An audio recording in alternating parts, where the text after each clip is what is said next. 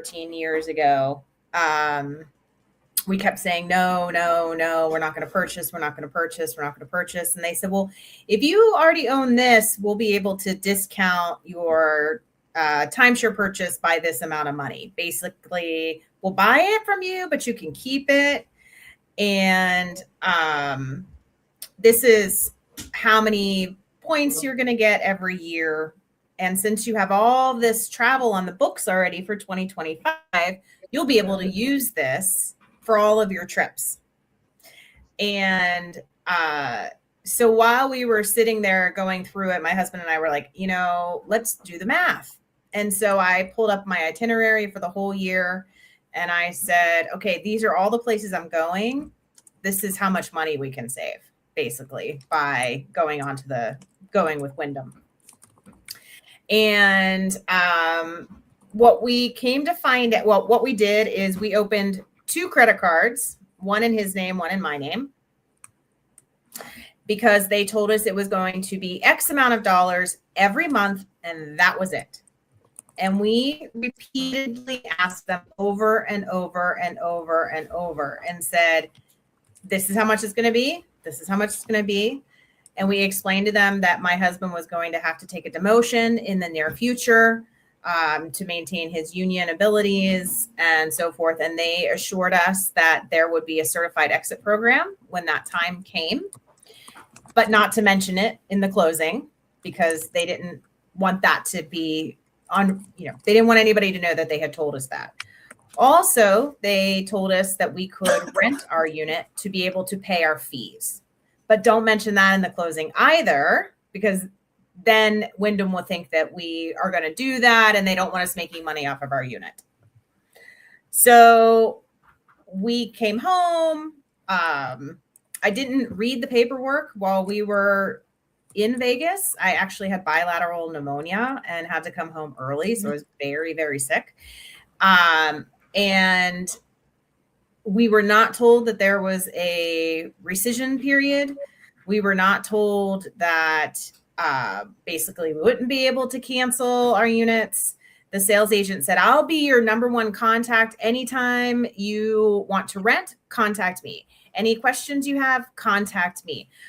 Here's an app that my owners use so that you can do this and that and that and this, and I will be your go-to person. So when we got our first credit card bills, she was the first person I called. And she just kept saying, I'm busy, I'm in a meeting, I have this, I have that. So my third time I said, this is not, something's going on, right? My bills were not what they said they were going to be. And it was like clear as day what had happened. And let me stop you 1 minute because I want to back up with one thing you started with is that they offered you a discount for an existing travel club, it sounds like. And that the amount of the discount, your purchase price was $40,149, less $18,500 credit, which in the car industry, that's known as price packing, because that timeshare is worth absolutely nothing to make you think that you got a better deal. Right. Now, you also mentioned they didn't tell you about the rescind period. They don't have to.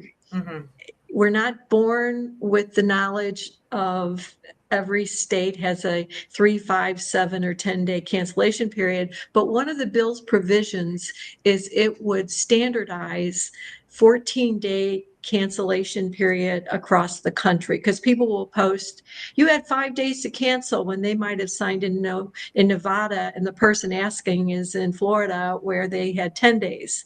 So would 14 days have helped you? I absolutely, because I would have been able to get home. I would have been on my couch recuperating from pneumonia, and very likely I had already started planning and trying to change my reservations from my existing to Wyndham, and was quickly finding out that Wyndhams were not available where I wanted to go. And also trying to book 2026 vacations that I was going to have to pay more money to use the Wyndham in an area where we wanted to visit, that they had blatantly told me we would be able to stay. Okay, now that is what I have told the senator's office is, while that would be helpful to standardize it, if the buyer doesn't have access to the booking site during the rescission period, you have no way of knowing that you had been baited and switched. Mm-hmm.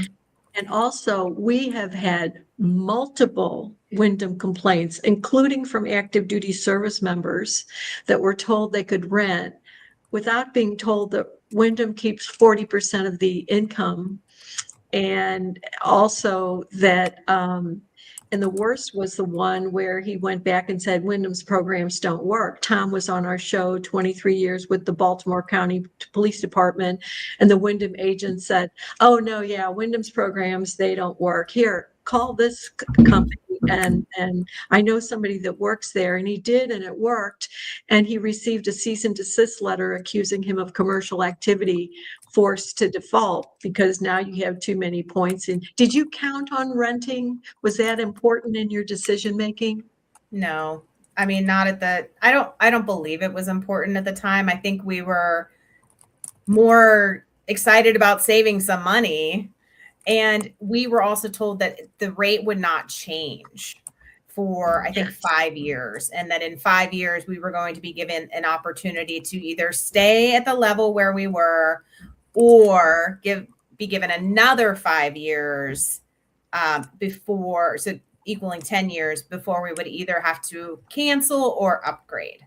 So they also sold it as if it was going to end. It was not a continuing contract. So that's, and then you also mentioned the public offering statement, yes, where that is, it has in big print, the prospective purchasers should read this before signing. Mm-hmm. When did you receive that? Not at signing, not before signing. That came afterwards. Yeah, so I never saw it. Never saw it. And I didn't know, we didn't know this was a real estate transaction. I did not know it had a deed, which I don't have, but we had no idea that it was a real estate transaction, or we never, ever, ever would have purchased real estate. Never. It's just not something that we can do. So we just never would have done it. We had no idea it was a real estate transaction. Well, and that's being debated in the court, whether it is a real estate transaction or not, because in a Florida court in Steins versus Westgate in the Military Lending Act, the Military Lending Act exempts home mortgages. And so Judge Dalton ended the day by saying, when I check out of a timeshare, I can't leave my underwear and toothpaste, meaning it's not a home like a residential stay. So then Taya, our very first guest on Pod TV, she went with me to the appellate court, and Westgate lost at the appellate court. But then all the other developers are saying it is a mortgage. Fannie Mae says it's not a mortgage, even if it is reported as such. But if the contract says mortgager and mortgagee, they're still arguing that it's a home mortgage. Kim, do you have anything you'd like to weigh in, hearing Carolyn and Heather? Well, it's still a common trend, if you ask me, of the deceptive oral representations that are made at sale. But I'm now thinking that the law should state that no closing, I mean, because it is treated like a mortgage, no closing should exist until like maybe 14 days after you've walked through the house, basically. Because, when you buy a house, it's, almost 30 days before you officially close. But this would give you an opportunity after you saw the sale to walk through the contract, talk to the attorney, but it's all done within, 2 hours in a room while you're dehydrating and mentally unstable. So I think that the law should change just a little bit, not about the rescission period, which I do agree with that being changed, but I think that it should be that no closings should exist for 14 days after the sale. That just came to me while we were talking. So And time to privately review the contract. Privately- Nobody right. should be demanded to buy on the same day. But we're now running out of time. We're getting pretty close to wrapping up. And so I'm asking everyone to go to the TARTA. If you look at the blog, the very first posting is the January newsletter, and it gives instructions to find out if your senator is a committee member. There's 27 members, including the bill's sponsor, John Curtis, on the committee. And we would like to have you also reach out to your U.S. House of Representatives so that we can get that bill introduced in the House as well. So thank you, Kim. And I'll let you take us away from here. all right. Thank you, everyone, for joining us on Timeshare Solution Thank or you, Surrender. Carolyn and Heather. Yeah, thank you, Carolyn and Heather, for sharing your stories, because it does inspire us to continue doing things like this and pushing for the do-it-yourself advocate solutions. Everyone, come watch us and support us every Monday, 1 p.m. Eastern Standard Time on podtv.tv. Until then, stay healthy so you can stay wealthy. And don't forget to watch our resource library following the show. Next, I forgot to put it up. That's right. It runs All live, right. and then we put it up post. Take care. Thank you.